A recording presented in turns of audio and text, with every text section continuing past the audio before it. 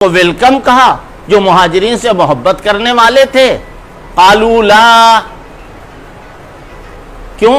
فقالوا فی ابی بکر و عمر و عثمان، وہ لوگ ابو بکر، عمر اور عثمان کو الٹا سیدھا کہہ رہے تھے. حضرت سیدنا زین العابدین فرماتے ہیں میں قسم کھا کے کہتا ہوں بعد والوں میں سے تم نہیں ہو سکتے ہو. کیوں؟ قرآن کہہ رہا ہے والذین تبوؤا الدار والایمان من قبلہم، اس کے فوراً بعد یہ آیت ارشاد فرمائی والذین جاؤوا من بعدہم، جو لوگ بعد میں آئے یقولون ربنا اغفر لنا ولاخواننا الذین سبقونا بالایمان، وہ کیا کہہ رہے ہیں؟ کہ اللہ ہمارے گناہوں کو معاف فرما دے، اور جو ہم سے پہلے چلے گئے صاحب ایمان لوگ جو چلے گئے ان کے گناہوں کو معاف فرما دے. اور آگے کیا؟ ولا تجعل فی قلوبنا غلا، اور ان کی طرف سے ہمارے دلوں کے اندر کوئی تنگی نہ پیدا فرما. زبان سے کہنا، قلم سے لکھنا آگے کی بات ہے. صحابی کی طرف سے دل میں تنگی پیدا ہو جائے گی تو تم مسلمان نہیں رہو گے. چاہے تم ندوے کا دامن پکڑو، چاہے دیوبند کا دامن پکڑو، یاد رکھو ہرگز علماء دیوبند، علماء ندوہ کا یہ مذہب نہیں ہے. علماء ندوہ حضرت مولانا علی میں جو دور قریب کے ہیں ان کو دیکھو، حضرت مولانا علی میاں، ان کے والد حضرت مولانا حکیم عبدالحی، اور آج کے دور میں حضرت مولانا محمد رابع، یہ سب معترف نہیں ہے امام اہل سنت کے بلکہ معتقد ہیں. آپ اپنا حساب جانے الگ. میں کہہ رہا ہوں پوری ذمہ داری کے ساتھ، میں نے کہا تھا کہ میں دارالعلوم کی شورا کا بھی ممبر ہوں اور ندوے کی شورا کا بھی ممبر ہوں، اور آپ جانتے ہیں ندوے کا بالکل یہ ذہن نہیں. اگر کوئی مسئلہ ایسا پیدا ہوا ہے کبھی تو علماء راسخین کھڑے ہوئے ندوے میں، اور کھڑے ہو کر کے انہوں نے اس مسئلے کے سلسلے میں جو کرنا چاہیے وہ کیا. آج آپ یہ کہہ رہے ہیں، یاد رکھیے آپ کو چاہیے یہ کہ آپ جائیے مولانا رابع صاحب کے پاس اور جا کر کے آپ توبہ کیجئے، اور آپ ان کی مجلس میں مسلسل بیٹھیے. میں آپ کے ساتھ ہمدردی والا معاملہ کر رہا ہوں. رہ گیا یہ کہ حضرت علی افضل ہے یا حضرت معاویہ افضل ہے، اس چکر میں آپ نہ رہیے. ہمارے لیے علی بھی افضل ہے، ہمارے لیے معاویہ بھی افضل ہے. اور یاد رکھیے کہ حضرت علی کے برابر حضرت عثمان کے بعد حضرت علی ہیں، اور اس کے بعد جتنے صحابہ ہیں کوئی حضرت علی کے مقابلے پر نہیں ہے، چاہے اس میں حضرت طلحہ ہو، حضرت زبیر ہو، جتنے. کیوں؟ اتفاقاً جو ترتیب فضیلت ہے وہی ترتیب خلافت بھی. حضرت عبد الرحمن ابن عوف، حضرت ابو عبیدہ ابن الجراح، حضرت طلحہ، حضرت زبیر، حضرت سعد، حضرت سعید، جو عشرہ مبشرہ کے ہیں میں ان کا نام لے رہا ہوں، کوئی بھی حضرت علی کے برابر نہیں.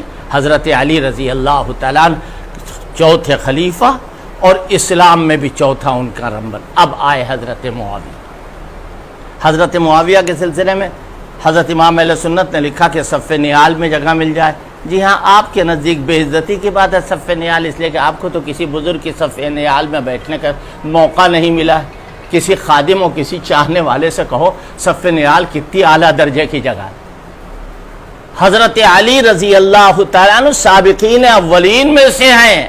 حضرت معاویہ ان کے مقابلے پر باغی اور خاطی تھے. وہ باغی نہیں جو آج کل کہا جاتا ہے، اخباروں میں لکھا ہے. حکومت وقت حضرت علی خلیفہ راشد، حضرت علی چوتھے خلیفہ، اور وہ حق پر، حضرت معاویہ نا حق پر. لیکن یاد رکھو منہ کالا ہو جائے گا مرنے سے پہلے اور مرنے کے بعد اگر حضرت معاویہ کے شان میں گستاخی کرو گے. حضرت امام شاہ ولی اللہ محدث دہلوی رحمۃ اللہ علیہ، جن کو یہ کہا جائے کہ اس امت میں اللہ تعالیٰ نے ان کو ایک عظیم انسان بنا کے بھیجا.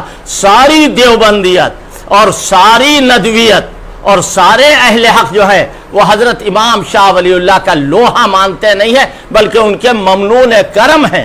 وہ فرماتے ہیں باید دانست کے معاویہ ابن ابی سفیان رضی اللہ عنہ یکے از اصحاب حضرت صلی اللہ علیہ وسلم بود، اور فرماتے صاحب فضیلت جلیلہ در زمرہ صحابہ رضوان اللہ علیہ مجمعین، صاحب فضیلت ہیں تمام صحابہ اکرام میں. اور حضرت فرماتے ہیں کہ خبردار ان کے حق میں سوء ظنی نہ کرنا، اور ان کے حق میں سوء ظنی کر کے حرام کے مرتکب نہ ہونا. میں حوالہ دے رہا ہوں حضرت امام اہل سنت رحمۃ اللہ علیہ کی سیرت خلفاء راشدین، جہاں انہوں نے اہل سنت و جماعت کے عقیدے لکھے ہیں. یہ 12ویں عقیدے کے بعد ہے. حضرت علی اور حضرت معاویہ کی لڑائی ہوئی، جنگ جمل اور جنگ صفین۔ ایک طرف حضرت علی، دوسری طرف صفین میں حضرت معاویہ، یقیناً لڑائی ہوئی۔ پھر اب آپ سے یہ کہا جا رہا کہ آپ آئیے حضرت علی کی طرف کھڑے ہو جائیے، حضرت معاویہ کو برا کہہ دیے۔ اس زمانے میں، جس زمانے میں یہ جھگڑا ہوا ہے، حضرت علی کی زبان سے حضرت معاویہ کے خلاف ایک جملہ نہیں نکلا۔ اگر کوئی گڑھ لے تو اس کا اپنا معاملہ۔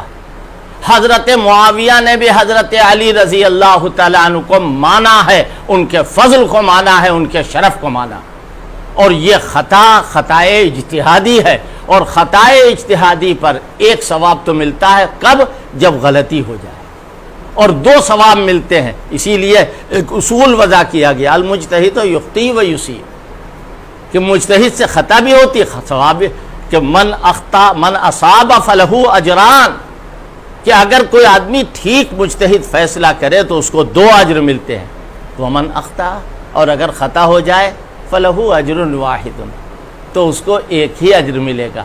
حضرت سیدہ فاطمہ رضی اللہ تعالی عنہا، حضرت سیدنا حسن، حضرت سیدنا حسین اور ان کی آل اولاد نہ صرف یہ کہ ہمارے لیے ماننے کے لائق ہیں، ہم ان سب حضرات کو اپنی شفاعت کا ذریعہ سمجھتے ہیں۔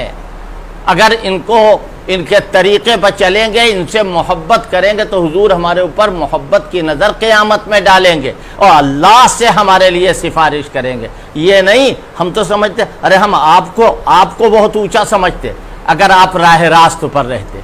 آپ تو بالکل ایسا لگتا ہے جیسے کوئی امام کچھ نہیں، کوئی مجتہد کچھ نہیں، جو آپ کہہ دیں وہ اپنا گھوڑا آپ چلائیں گے۔ ایسا نہیں ہوتا ہے، اس دنیا میں رہ کر کے سب کو ماننا پڑتا ہے۔ آپ اپنے اساتذہ کی طرف رجوع ہوئیے، مولانا برہان الدین صاحب سے ملاقات کیجئے، اور جو آپ کے اساتذہ اس وقت وہ کہہ رہے ہیں کہ ہم ابھی بھی صحیح ہیں، اور جو ہم نے کہا تھا وہ تقریر میں نے سنی ہے، وہ بالکل ٹھیک ہے، وہ رجوع نہیں کر رہے۔ رجوع کریں یا نہ کریں، اگر وہ تو فیما بینہ و بین اللہ والا معاملہ ہے، اللہ کے ساتھ ان کا معاملہ ہے۔ صحابہ اکرام کو ہم حضور کی وجہ سے مانتے ہیں، حضرات اہل بیت چاہے ازواج مطہرات ہوں، چاہے حضور کی آل اولاد ہوں، جو اہل بیت ہیں ان سب کو ہم حضور کی وجہ سے مانتے ہیں۔ اگر رجوع نہیں کرتے ہیں نہ کریں، ہمارا کوئی نقصان نہیں۔ حضرت معاویہ کو ابن کثیر نے، طبری نے، ہم ابن کثیر کو نہیں جانتے ہیں۔ اگر منصوصات سے کوئی تاریخ ٹکرا رہی ہے تو اس تاریخ کو ہم ردی کی ٹوکری میں ڈال دیں گے۔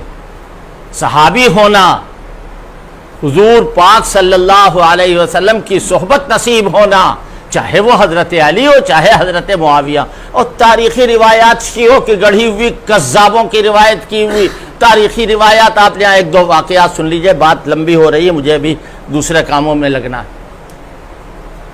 ایک صاحب بنگلور میں آئے میرے پاس، اور آنے کے بعد کہنے لگے اس کتاب کے اوپر کچھ لکھ دیجئے۔ انہوں نے اس کتاب میں حضرت معاویہ رضی اللہ تعالیٰ عنہ کی کچھ برائیاں لکھی، حضرت عائشہ پر کچھ تنقید کی، اور اس کے بعد کہنے لگے کہ صاحب اس پر آپ کچھ لکھ دیجئے۔ میں نے کہا اچھا رکھ دیجئے، دیکھا جائے گا۔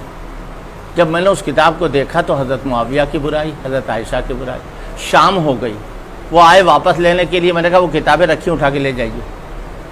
کہنے آپ نے کچھ لکھا نہیں، ہم نے کہا نہ لکھا ہے نہ لکھوں۔ کہنے کیوں؟ ہم نے کہا آپ کیوں کے چکر میں نہ پڑیے، آپ جائیے۔ خیر میں چاہتا تھا بات آگے نہ بڑھے، آخرکار وہ سر ہوگا کہ نہیں آپ کو بتانا ہوگا، تو ہم نے کہا کہ بھائی اس میں آپ نے کچھ غلط باتیں لکھی ہیں اس لیے میں نہیں لکھوں گا۔ کہنے صاحب وہ تو ایک تاریخی حقیقت ہے۔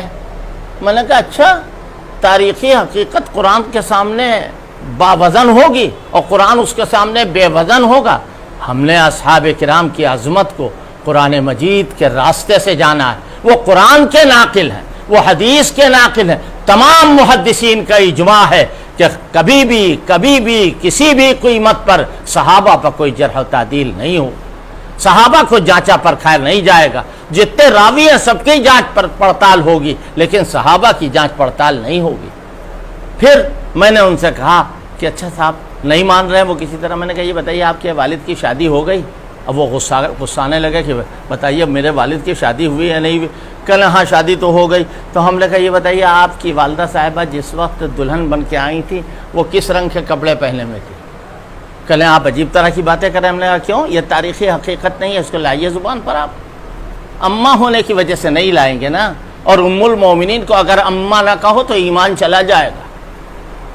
اماں نہ مانو، ان کی شان میں تم بے حرمتی کر رہے ہو تاریخ کا سہارا لے کر کے۔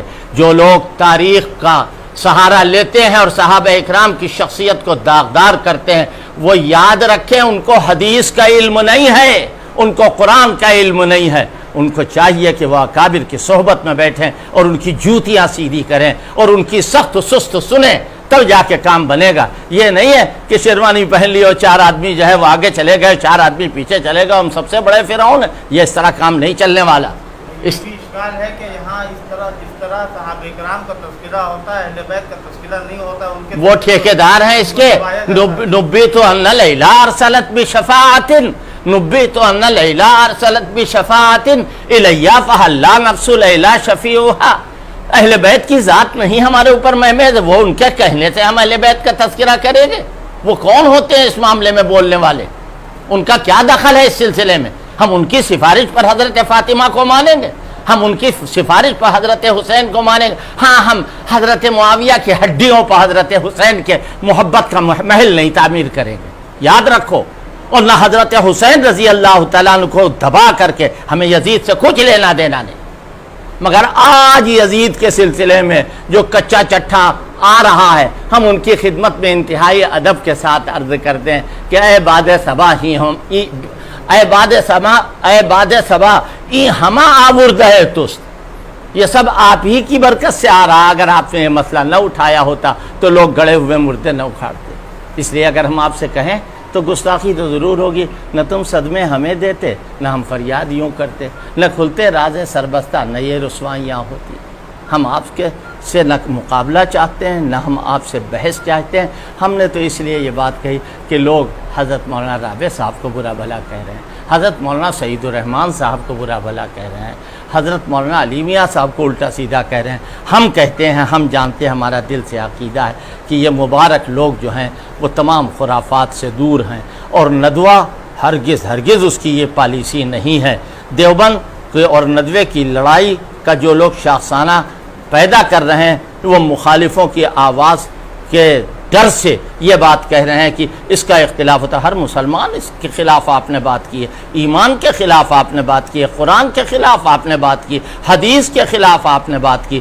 اللہ آپ کو ہدایت دے، اللہ آپ کو ہدایت دے، اور مرنے سے پہلے اللہ پاک آپ کو اور ہم کو سب کو توبہ کرنے کی توفیق عطا فرمائے۔ والسلام علیکم ورحمۃ اللہ وبرکاتہ۔